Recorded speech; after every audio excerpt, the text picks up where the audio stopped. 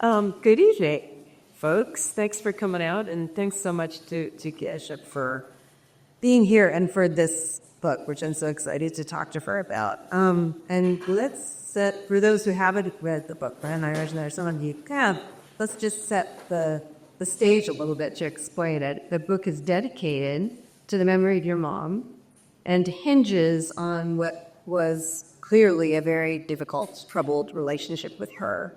You write that it's a relationship that has stood at the center of your life, but it was a mother who did not want to be benevolent. So part of what you do in the book is you imagine conversations that you would want to have with her, which is how the book begins. And why don't you read just a bit from the first couple of pages, which is one of these imagining conversations with your mother after she's gone. Oh. Yeah. Eat. Right. My mother died during COVID, and that's how I began this book. And I did talk to her. I wrote a lot of things to her in the aftermath of her death, and then eventually I started to hear her talking back to me, and that became kind of a feature of this book. If you saw the book in person, you would see that the dialogues, the nerd, are actually involved in the child. I'll try to give you a sense of it. My mother had died, but still I heard her voice.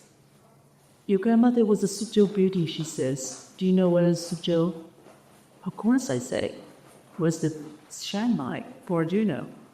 Suzhou is where the classic Chinese gardens are. The humble administrative garden, the lingering garden, the garden of the master of the fishing nets. West of Shanghai is the correct answer, but my mother does not say so. She's the same now as she was when she was alive, a master of the art of withholding. Your grandma was a Suzhou beauty, my mother says again. She spoke Suzhou dialect.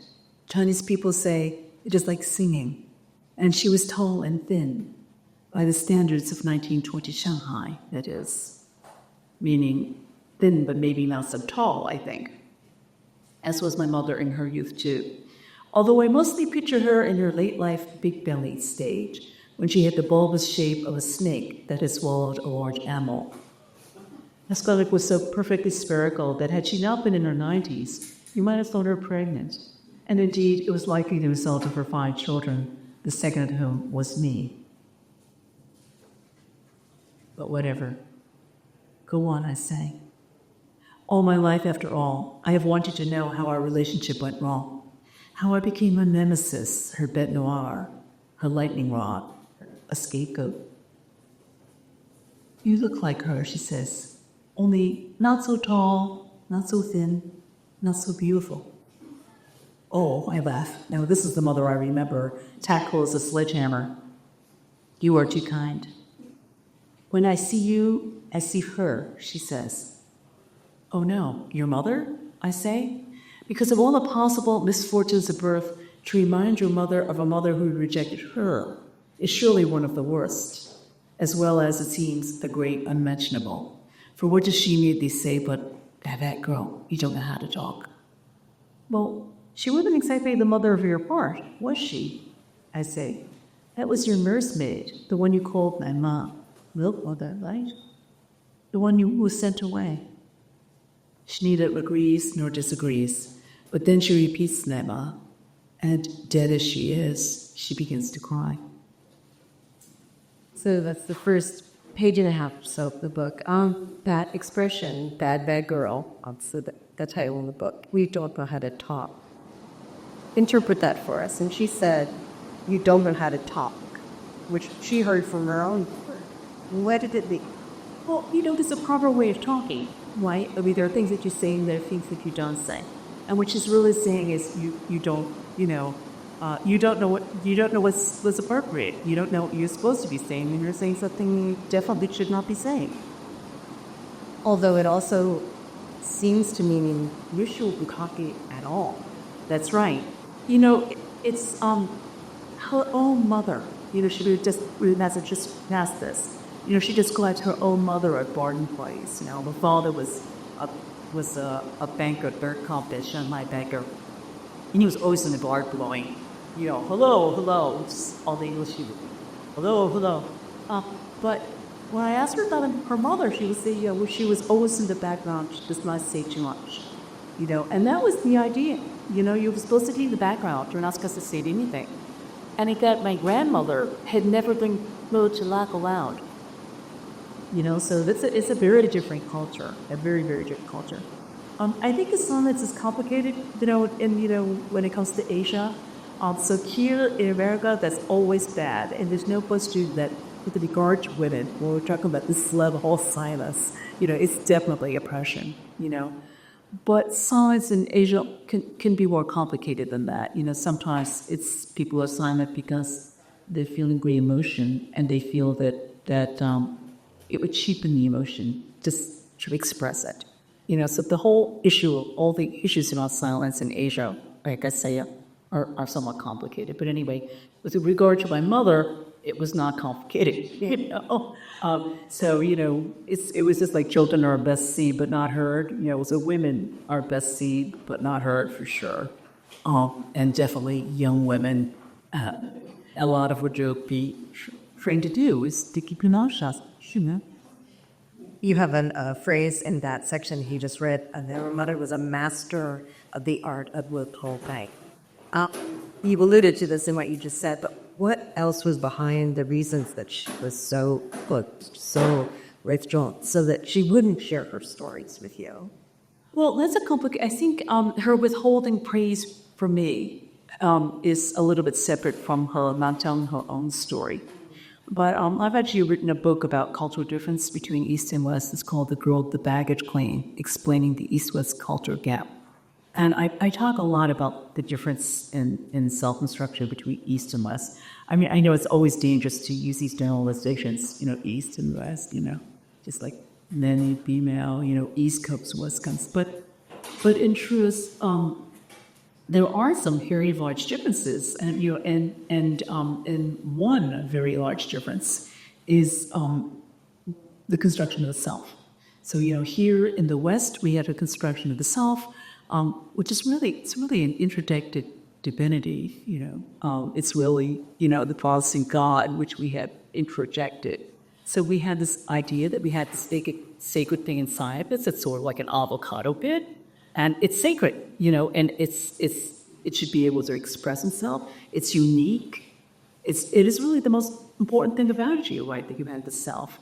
And here, that's so natural that's hard for us to believe that in other parts of the world they don't have that. But in fact, not only in other parts of the world, in most parts of the other parts of the world, they don't have that. They have a very different construction of self. It's much more about your role in society and your relationship to others, and the place in a whole. And one of the ways that manifests itself is in narration, because we're so interested in this avocado pit and can't decide ourselves, we think that to tell our stories is very important. Like, you know what I mean? Like, you should tell your story, I want to hear your story. Everybody has a story, and we want to hear all of those stories, right? So we have this very strong autobiographical impulse. But actually, in other parts of the world, and certainly in China, the China that my mother was growing up in, there was no such impulse. So that's why if you look at the literature, there are no autobiographies, And my mother was very much of that culture where telling her story was simply not important. And she didn't want to know my story either, by the way. It goes without saying. Which is interesting because this is in many ways a memoir, an autobiography, although it's also a novel because you are imagining these conversations with your mother. I think you say in the preface that there were characters who sort of interpose themselves, so it's not purely tracking with your own life, but a lot of it is. Yes. It's interesting. I wrote a piece for LitHub about this, about the genre bending. In fact, I'm not the first person to do a lot of genre bending of the memoir. And I think that often and so I'm thinking about books like Michael Ondaatje's Running the Family, and more recently was a cracking novel called The Hero of His Portraits from Their Mother. There are a lot of memoirs where, in fact, there's quite a lot of fiction. In my view, once you call it a memoir, it should all be factual. So, well, if the grandfather dies this year, that should be the year that he died. And in my view, you have a lot more leeway with a novel. And so far as I can tell, we've had many, many, many novels that are a lot of autobiography in the mind, Scott the First. Although, in the case of my book kind of shades from fiction to nonfiction. So there's kind of a gradient, if you will. I think that, which I think I can see is in a source of great confusion. I actually was at great pains to do this. It's very complicated from a writing point of view, so I was very proud of it, but I can say this, it's caused nothing but confusion. But in any case, the reason that someone like me, and I will say that, I sat down, my mother died, I was just grieving, I was just writing really just for myself. And then I was writing to my mother, and then she was answering. And then I was trying to understand why she was the way she was. And I wanted to tell the story from the beginning. And of course, there's no evidence for any. She has no drive. There's nothing. Like the record. Yeah, there's a letter. There's no record. And I'm not the only one in spaces. Victoria Chang. I think a lot of immigrant lives, especially. There's absolutely nothing. The Victoria Chang's book, Your Memory, is just full of blank pages. It's all about the gaps. In any case, as I started to work on mine, and I really had my children in mind, and I thought, so actually I told them the story that I didn't know from my mother. It's very wonder, which is about the husband, who I refer to. And she's very close to her nursemaid, and which she was still unweed at age 7. Which after that, this was a very common thing. Once upon 2 books in early 20th century China about how to weed. So weaning was clearly an issue. And then you've seen like the last emperor, Ko Yi, is still noticing, he's like 2 years old, So clearly this was an issue. Clearly they were having trouble. But what happened was that, my grandparents, apparently at their wits' end, simply fired the nursemaid. So overnight she's gone. But, that woman was really my mother's mother. And that's how my mother bought at 92. My mother never bought. At 92, she's bought. So I knew this was the foundational trauma of the life. And I wanted my kids to understand that, not because they had that relationship with her, but I wanted them to understand that about her. But when I told them, they were like, oh, wow. Well, let's review. and it's kind of like, oh, wow, But then I tried to get fiction. So I actually drew a nursemaid. And we didn't know nothing about Celia. We don't know nothing about her. But I gave her a crooked tooth. I gave her this, and I drew it all in. And once I made it all up, then they were really moved. Then they realized, oh, I see. The way in is through fiction. Filling in the gaps. Yeah, but it's not just, this is not just like, I figured, I guess that what kind of shoes she wearing. I mean, it is all blah. I mean, what I'm going on is just, one anecdote here and one anecdote there. I mean, there's nothing. Your mother, at least in the story that you tell, is very smart, a huge reader. And I don't know if this is the fiction part or the memoir part, but she is told in your book, it's no good for a girl to be too smart. An educated woman is a worthless woman. If you were a boy, you could accomplish a lot. And I'm wondering, actually, if you wouldn't mind reading the poem as the epigraph of the book, which speaks to this. Is a poem from the 3rd century, and you can tell me the name of the poet, because I'm sure I'll mispronounce it. But the poem's simply called Woman. Yeah, it's by Fu Xuan. And, this is how sad it is to be a woman. Nothing on earth is held so cheap. Boys dance leaning at the door like gods fallen out of heaven.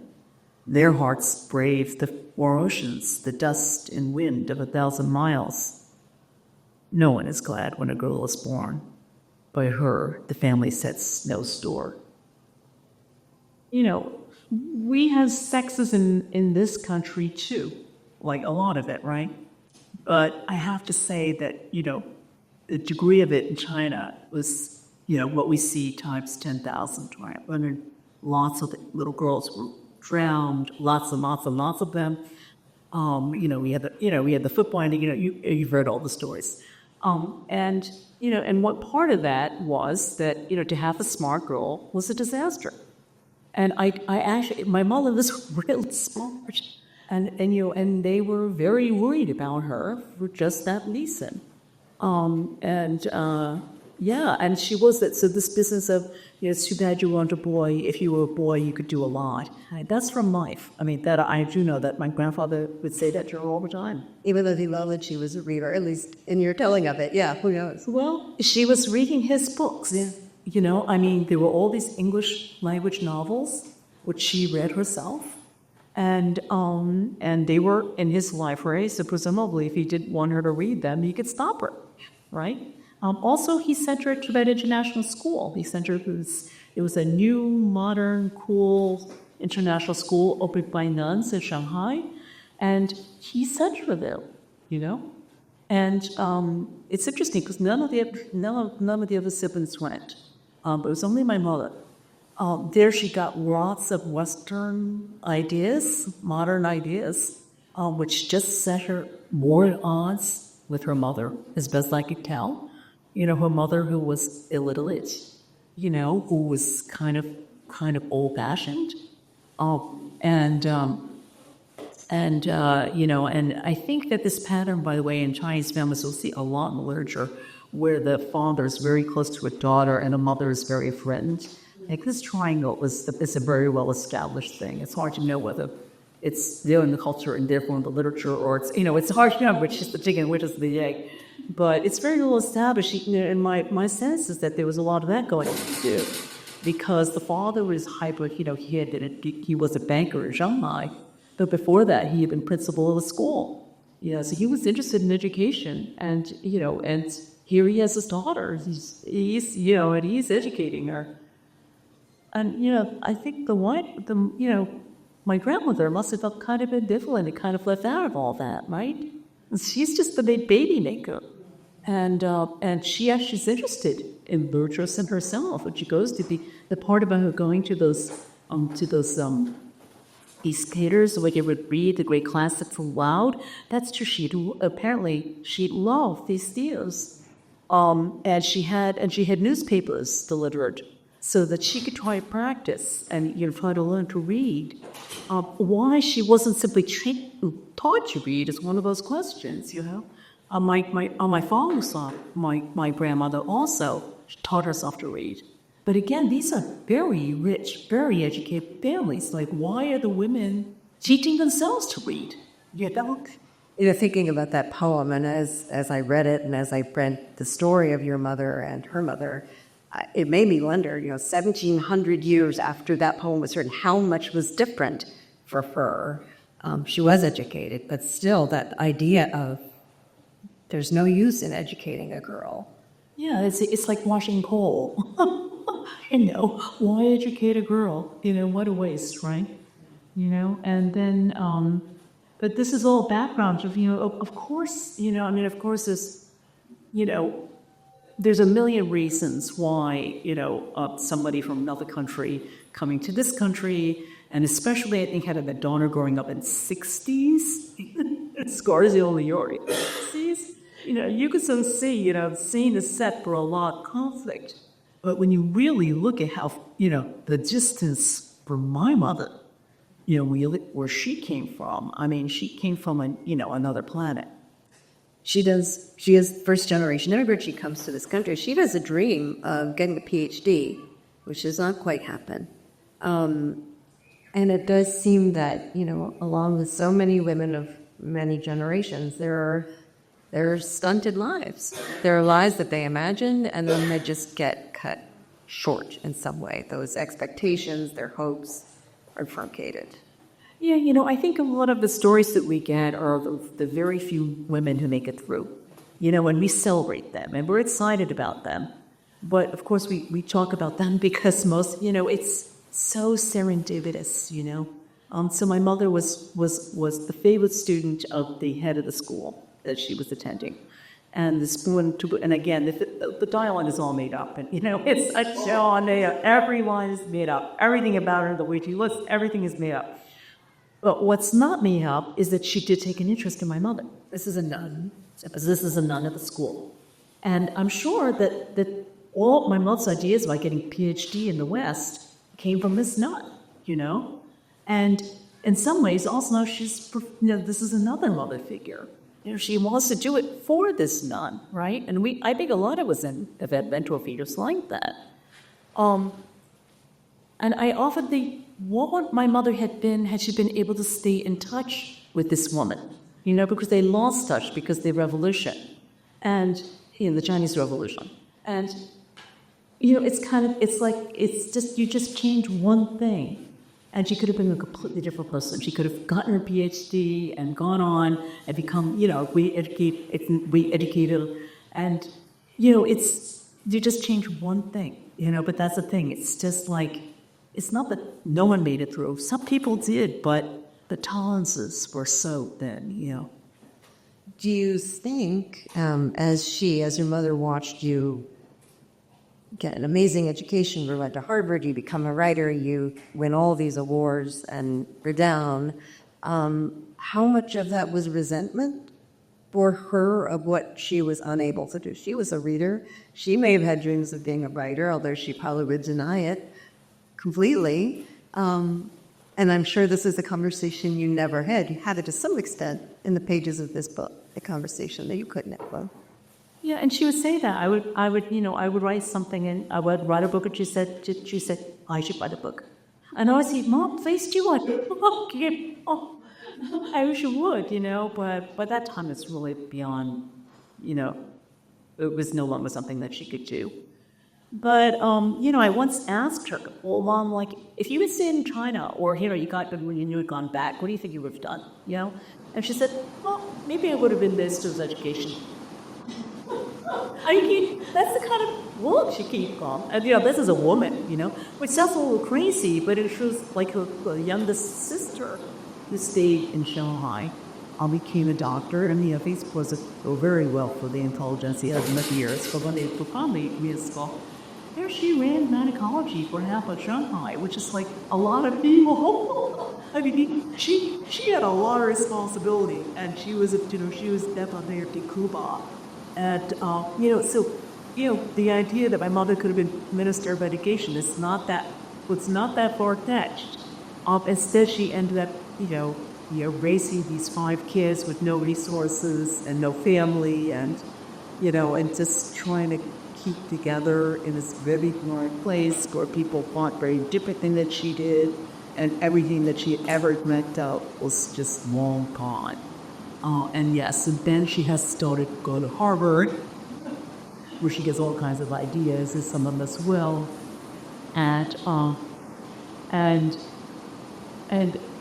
of course, she didn't like the writing thing at all, right? I mean, it in terms of ways to see, this was not the way that she had in mind. I don't want to stereotype Asian Americans because, look, I'm possession, not a great example, but tons of people just think things. It's not like a really ultimate principle.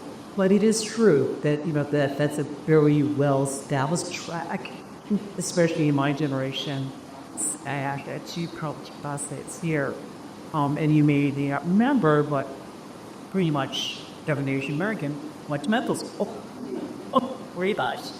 And a couple went to law school, a couple went to business school, but everyone was be professional in that way. And so she didn't like the writing thing at all. But even more than that, as you're suggesting, it was hard for her to see recency. It was really more, and she was resentful. I think that especially because I was so like her, when she just saw me, he just saw the whole life she'd had, and it was very hard. There are some very painful moments in the book where you describe, and there's constant emotional abuse, but you also describe extreme physical abuse. And again, I don't know whether this is fiction or memoir, but it wasn't just wrong. Your dad carried out a brutal attack on you. And you can correct me if it was not part of your life, but it did make me wonder, somehow he seems to be forgiven.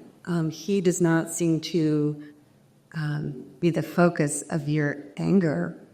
And when I read that, I couldn't help thinking, why not? This was a horrible attack that left you incapacitated, almost. Sadly, that is from life. Sorry. And and so I was literally at a gym for like 6 months. To me, it's so amazing to me. What was GSS? Like what did he put the knock on my door? Why did anybody look into what was going on? That is, and I don't mean to excuse it because of course it's inexcusable. At the same time, it is a major feature of Asian culture. I mean, beating is even in letters, your younger sisters will say something like, "Oh, you're not writing, and if you don't write, if something, I'm gonna hit you." You know what I mean? In other words, hitting is just much more part of the cultural vocabulary than it is here. And in fact, there are a lot of sayings like, "If you don't scold and hit your child, that's not your child." I know I wrote another book about the Cambodia community, and they had the same thing. Basically, if you don't beat your kids up, you don't care about them, So and I think that's related to kind of the nature of, my father, don't get me wrong, I think my father had a major anger problem. And also, I was not the primary target of his violence. It was really my older brother. At the same time, I think it read to us as caring. So that, I know this is the cultural difference. That's why I write these books, because I feel like you can read the newspaper all day long, but you don't really understand what this other culture is, There's a scene in World in Town, which is about the Cambodians. And I have to say that, that scene, which was no one ever asked me whether it's autobiographical, but this didn't exactly happen in life, but there's a scene in that book where the father is beating the crap out of the son. And the father is very damaged from Pol Pot and other things. And the son actually moves closer to him so that he doesn't hurt himself while he's beating him. The tenderness in that. And I think that, I would say, is kind of my brother's relationship to my father. So that, even though my father was so hard on him and beat him so many times and so violently, today, it's very difficult to go back and remember these things. And then I tell you, when my father died, my brother was more undone than I had ever seen any human being ever. And to this day, my brother goes to my father's grave to tell him everything he's doing. He goes to my father's grave. I would say to this day, everything he does is for my father. So it's complicated. Yeah. So here in America, it's partly because it's a violation itself. That's like a terrible thing. I think that these things, just as I was saying, the silence can have a lot of different meanings. The beating can have a lot of different meanings, And like I said, my father did have an anger problem, and I'm just, that's another thing. I wish, in some other universe, I wish my father could go talk to somebody, and, I wish they. And interestingly, he, once the pressure was off, and somewhat like we were more established, we're better off financially, things were going better. He'd never beat my children with others. So it all ended. It all ended, but so there were 3 older children and 2 younger children. The 2 younger people, the guys, my brothers, have no memory of any of this because my father had stopped. So they grew up in a whole different world, Yeah. And it, basically has been assimilated, But in the world that I grew up in, this was very common. And also, if you look at memoirs, I'm thinking of reads the one about the chef, Eddie Huang. But he talks about his father beating them with this alligator thing that has spikes on that, and he kind of says, so it's kind of funny, but he says, actually, this sounds funny, but we didn't really mind. Or he came up, we kind of understood he was just trying to straighten us out, And we needed straightening out, actually, and I will say that's true. My brother did. I think he did need straightening out.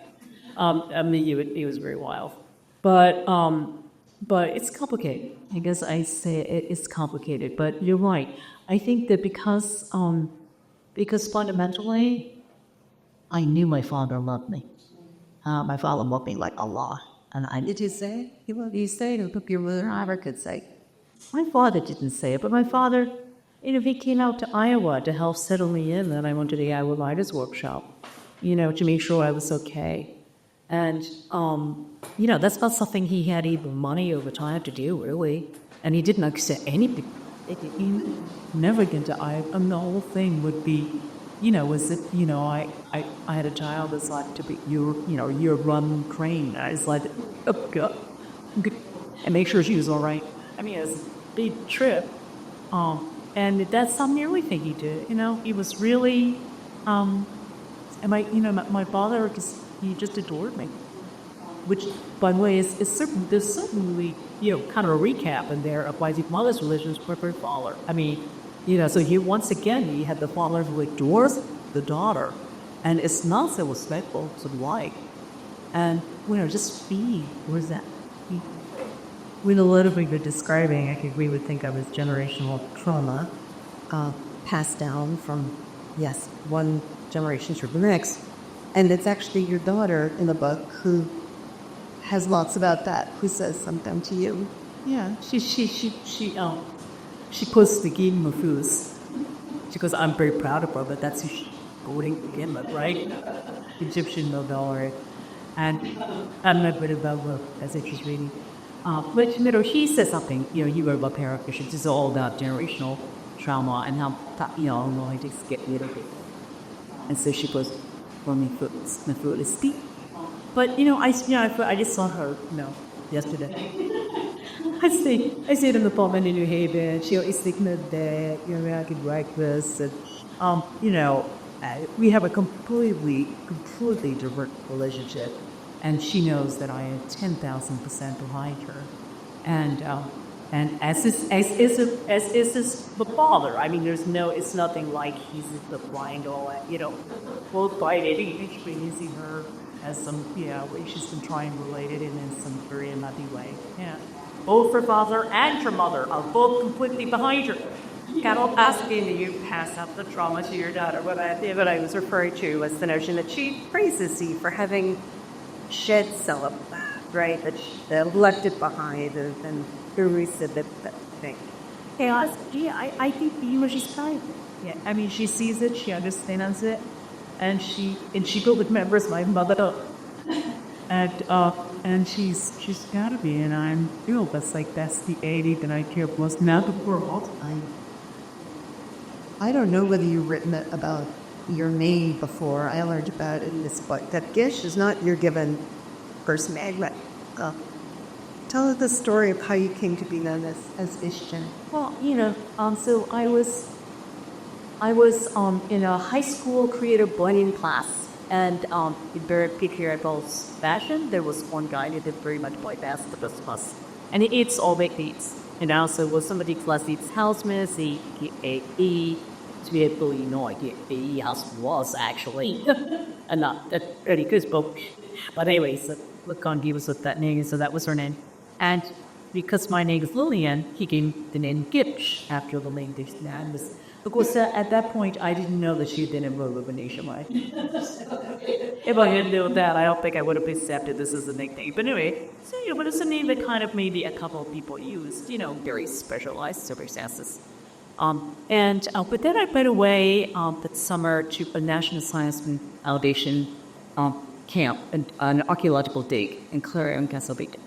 And, it was very buzz away from home. There had been a big storm, so the electricity was out. And so we were introducing ourselves. We're going around the circle by candlelight. And with no forethought, it's completely unpremeditated. They got to me, and I said I was Gish Jen. I don't want to know again. And then also, people call me Gish. I'm like, oh my God, that's me, And of course, Gish Jen did all these things that Lily Jen never would. Gish Jen was one of the ones, plopping the door open so that we could stick out of it, blah, blah, blah. But I tried on a whole different self. And then I didn't really think that much, people had started to call me that, But then when I started to write, my very first story I published in the Lily and Jen. And then everybody said, Lily and Jen? And then I realized, we see, actually, the person he was doing this writing is Gish Jen. It's the other self. It's the other self. And so then I was Gish Jen ever after, But I think this also goes to why my mother was against writing. I think at some level, she understood that writing is fundamentally subversive. Which it is, it's fundamentally subversive. Because it's people really say what they really think. The essence of what we do is radical candor.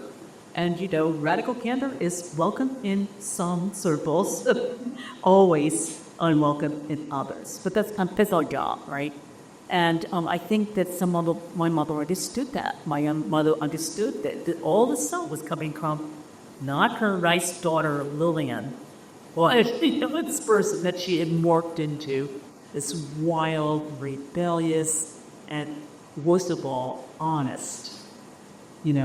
Honest Gish. Who was not only going to say things it was not only was she going to not, he did not be silent, but every single thing that, when she's saying you don't know how to talk, this Gish Jen was going to say every simple thing that she was not supposed to say. And I think father knew that. That's so interesting, the idea of sort of this divided self, not just with name, but a character that belongs to that name. And who was Lillian then, and how was she different? Well, because she's very quiet, Were you? I know. I was very quiet. I was very quiet. And interestingly, these two selves had different handwriting, because Lillian's supposed, started with the fallen method, And Gish Jen is a Jibba man like. It's just very chance with the old Lilia, because that's what I do. But I have to say that at this point, he woke me up in the middle of the night, and we had to run out the door, and I just had to write a note for somebody before I left. The handwriting would be Gish Jen. It would be I don't use it, and the other handwriting at all. What did your parents make? And I am another. Of course, my mother continued to call me Lily right to the end. My father called me Gish. Dude, I'll say, oh, Gish, no. And his siblings? Gish. Well, no, so they call me Will. They call me Will. No value judgment attached to that. Just is. Yeah, they always following that song. But my nieces and nephews will call me Gish. Not Auntie Gish. Did you read any of your books? She did. She read them all. She never, the very first book, Typical American, which she read with a lot of trepidation. She got to the end, she said, well, it's very good. And she said, and it's not about anybody. And I think it wasn't about her. And I think to a funny degree, and this is a whole other thing, but I think that especially when I was writing the very beginning of multiculturalism, it was actually assumed that was all autobiographical. It's so funny because there's so much about what's autobiographical, what's not. It's not really fiction, blah, blah, blah, blah. But anyway, I definitely can write fiction. Fiction meaning it's not based on anybody. And, but everybody was sure that basically an immigrant writer, what we were producing had to be not artifice, but artifact, right? So everybody was convinced, but my mother will tell you, it's not my family. This is not, it was absolutely made up. And that's been true right up to now. Yeah. Until this book. You have, toward the end of the book, you have one of your imagined conversations with your mother. And you imagine her asking you, what do you want? Do you want me to say, I'm sorry? I'll never say it. Yeah. And you had a response. as you heard her say that in this imagined conversation. That's your, but I remember. He said, I want to have had a real mother. I want not to have a mother-shaped hole in my heart. Yeah, I would say that's accurate, and that is what, I will say that, look, I've had a wonderful career, and, I just came from New York where you have not reassured me that I could do anything that I wanted. I had a home there forever, and, whatever I wrote, they would publish, which, there's not that many people in America who could say that. But, honestly, I'd trade it all away to have mother-in-law. No, totally. And that day goes, you want me to say it sorry? And that would, that is my mother, or that's my mother. See, all that to say, It was for complicated reasons, but, partly it's that, she's from another culture. Face is that, it's just, she wouldn't do it because of the loss of face. And if you said, but you hurting your daughter, and she's going to carry that wound around with her for her whole life. To me, I'll say things like that to my daughter, just the kind of some social situation, and they're thinking about something else. And just don't just don't do anything. If you do something hurtful, you could do something where your friend renunks it for life. Don't do it. Anything like that, don't do it. You know what I mean? And that's a friend. That's just, to me, obviously, if someone said to me, you could do something where your daughter would carry that around forever. And the whole idea that I was too proud, I was more just in my face that I was in love, that's just inconceivable, But I'm a different choice. I grew up a different way. But for my mother, that's the choice that she would have made, absolutely. It's interesting. I'm thinking as you talk that as you're imagining these conversations with your mother, you could have had her say anything. Yeah, you could have had him say, I'm sorry. You could have had him stand with you, but that wouldn't be. Well, I'm trying to tell the truth about her. I'm trying to tell it in a sympathetic way because I do have a lot of sympathy for her. And I'm like, as I'm trying to, as somebody said to me, it's funny that the amount of trauma in this book is actually very small, and the amount of sort of contextualizing is very large. There's a lot of, and I don't mean to explain it away, but I do mean to set it in context. And I do think that there's a way in which we are all ourselves ice block. We were born in America, we were born in these circumstances, we like a horror here, whatever it is. We were pretty lucky, and I always just remember that, about my mother. At the same time, I want to tell the truth, and I don't, and I can, was really touched by the producer of the audiobook of all people, the guy. And first he wrote me an email about how much, how moved he was by my book, and then he told me again when we were taking, this purpose. He said, this is what I tell you. He said, actually, I loved your mother, And I felt that, okay, that's why I wrote my book. Because we shouldn't have to sentimentalize people, do you know what I mean? In order to love them. And I think that, there's a way in which obviously you can't spend this much time, this many years thinking about someone and writing about them unless you love them, It's an act of love. At the same time, I feel like, she is both there in, all her harshness, and she is also a figure with whom we could sympathize and love, And to me, that's what one is about. Want to see one last thing before we take some questions. Is that? Wait, but it's slow. It's over, Mommy. It's running slow, please. I have to tell you this. This is the honor of my life. We're building a clock, but I got you questions. So, please. So yes, one quick thing, and I promise we will get to questions. How many pieces? Okay. But you do write in the book that by writing the book, you hope to understand. And briefly, at the end, do you feel like you understand your book? Yeah, absolutely. I think it would have been, and it's because writing the book, it made me go back to the beginning and tell the whole story. And also, it also made me get all her letters translated, and those letters did not surface until after her death. And, there's a moment where I realized what a terrible relationship she had with her own mother. Like, terrible. Like, all caps terrible. And I thought, oh. Oh, I see. So I did understand. On that part of the picture, she had never mentioned it. Nobody had any idea. Yeah. We do have time for questions, and there's a microphone, so if you wouldn't mind raising a hand if you have a question, I take it away. Gish Jen, hello. You talk about the legacy that she got from her parents and the lack of emotional support and EQ.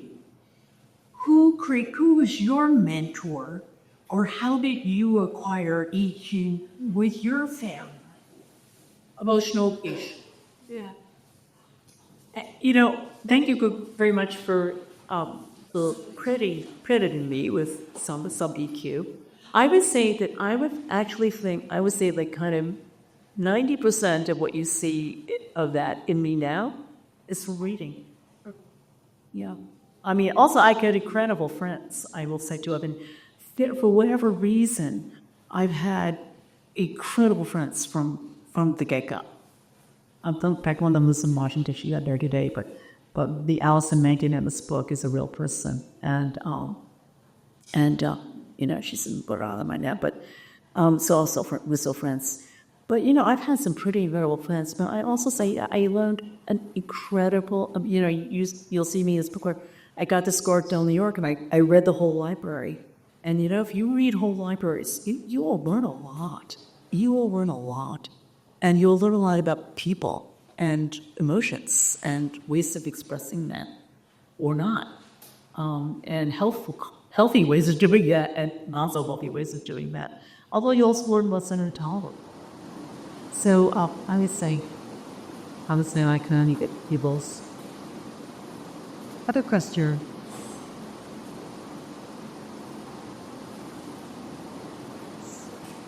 College classmates? Yeah. You got a question?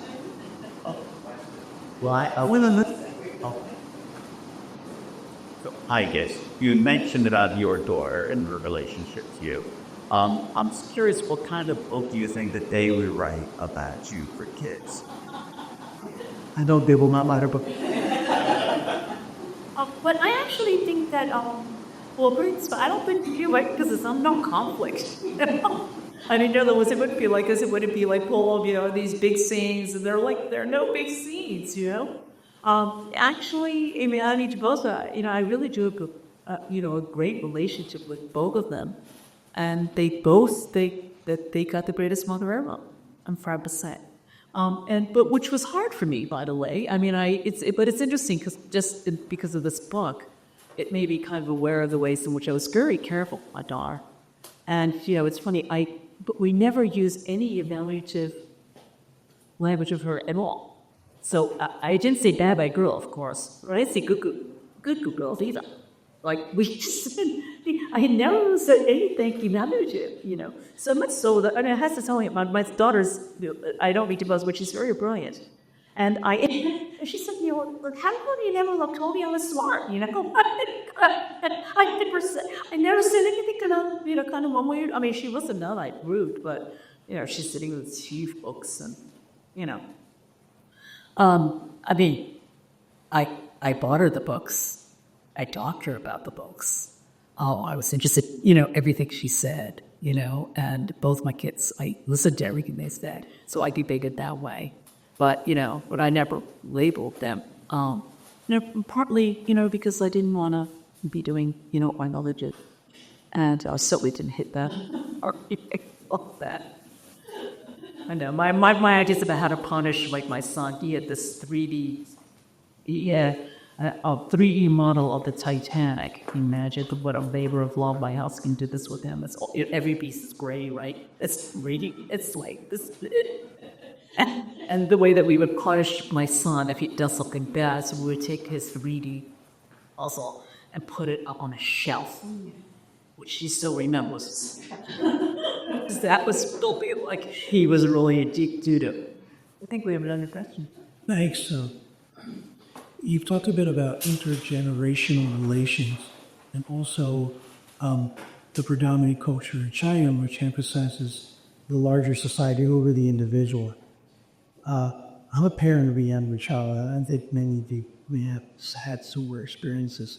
But the degree of agency, it seems, that persons of my daughter's age feel is their right, to me is startling. And I wondered if you see the same in your children, and what's going to happen? I'm sorry, by agency, do you mean? I mean that they believe that they have rights that I didn't believe I had until I was 18, because I moved away from home and went to college, and now I can make a lot of choices for my own. But they believe that they have that right now, and they're 7 years old. And this is reinforced in the schools, and it seems to me to be quite an awful shift from what I experienced or what you were describing, perhaps in other terms. It's actually, this touches on, what I was talking about, the shift, this book I wrote, The Girl, the Baggage Claim, explaining the East-West culture again, which is really also just explaining individualism. And of course, East-West, you see this huge contrast, although of course both places are changing, right? So, the East is becoming more individualistic by the moment. But interestingly, and of course there's a lot of geographical variance. So like the East Coast is more or less individualistic than the West Coast, for example. So it's complicated. I don't mean to simplify it too much, but it is also true that individuals in America alone has just skyrocketed like this. You know what I mean? I mean, it is just skyrocketed. And I think that's related to what you're saying, in the sense that, the words that we associate with the old or interdependent or collectivistic self are duty, obligation, is a sense that you owe something to others, rather than they owe, think not of what your country can do for you, think of what you can do for your country, right? These days, that's, these young people, that's like a joke, it's them what they think about what your country can do for you, And I think that's, but that's, but that would track with this huge rise in individualism. As to how to curb it, that's an excellent question, and I think that one of the big fears of individualism, of course, is capitalism. You know what I mean? So, if you think about the ideal worker, the ideal capitalist worker, somebody who works who has no ties, right? So that's the ideal worker. Whereas, in China, you couldn't get anything done without all your ties. So that reinforces a different kind of style. You got to think about other people because, and trust me, if you wanted to renovate this place, you don't really good people, you're not going to be able to get it renovated. Here in America, it's all your agency comes from being free of any ties. So there's a lot of things that kind of reinforce this hyper-individualistic self, even though we also see all the crises in loneliness. And, we see the social cost. But basically, we're looking at, and this is again an incredible simplification, but we're really looking at the social cost of capitalism, and, which could wreck ourselves. Do we have time for one last question? Okay, or again, the cutoff sign. So talk to Gish. We'll be able to do it, I'll explain. Gish will be signing books. You can talk to Ruben, ask your question. Gish Jen, thank you so much.